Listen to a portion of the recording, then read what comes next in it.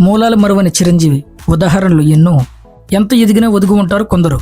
జీవితంలో తమ ఎదుర్కొన్న పరిస్థితులు మరికొందరు చూడొద్దు అనుకుంటారు మరికొందరు. సంపాదనలో కొంత ఇతరులకు సాయం చేయాలని మనస్తత్వం కొందరిది. తమతో పాటే ప్రేమించిన వారు అవసరాల్లో ఉంటే ఆదుకుంటారు మరికొందరు. ఉన్నత స్థానానికి వెళ్లి మూలాలను మరవని వారు మరికొందరు. వారిలో చిరంజీవి ప్రథమ స్థానంలో ఉంటారు. సాధారణంగా మొదలై మహోన్నత స్థితికి వెళ్లారు సినీ రంగంలో. మధ్యతరగతి మనస్తత్వాలు జీవితాలు చాలా దగ్గరగా బాల్యంలోనే చూసిన చిరంజీవి ఆ మూలాల్ని మరవలేదు. కుటుంబాన్ని పైకి తీసుకొచ్చారు. తన చుట్టూ ఉన్న వారిని ఆదుకున్నారు. ఫ్యాన్స్ అభిమానాన్ని సేవా మార్గం వైపు మళ్లించారు. వ్యక్తిగతంగా ఎన్నో సేవా కార్యక్రమాలు చేపట్టారు. నిరంతరంగా కొనసాగిస్తున్నారు. తనతో ఫిల్మ్ కోర్స్ చేసిన స్నేహితులకు సినిమా చేశారు. ఆర్థికంగా నిలబెట్టారు. అప్పటికి ఎన్నో చిన్న సినిమాలకు సంగీతం అందించిన అప్పటి యువద్వయం రాజ్కోట్కి అవకాశం ఇచ్చి ఒక్క సినిమాతోనే వారు టాప్ పొజిషన్కు వెళ్లేలా ప్రోత్సహించారు. తెలుగు సినిమా కామెడీకి వెన్నెలందిన బ్రహ్మానందం టాలెంట్ను బాగా ప్రోత్సహించారు. తన ఆశయాన్ని తొలినాళ్లలోనే చిరంజీవి ఎక్కువగా ఇష్టపడేవారని బ్రహ్మానందం ఎన్నో సందర్భాల్లో చెప్పుకొచ్చారు.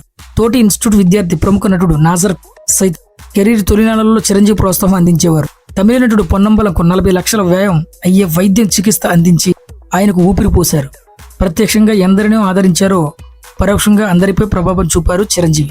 నటుడిగానే కాకుండా సేవా మార్గంలో తనదైన ప్రత్యేక దారిలోనే వెళ్లారు. దేశంలో మరే హీరో చెయ్యని విధంగా అభిమానులను సేవా మార్గంలో నడిచేలా చేశారు.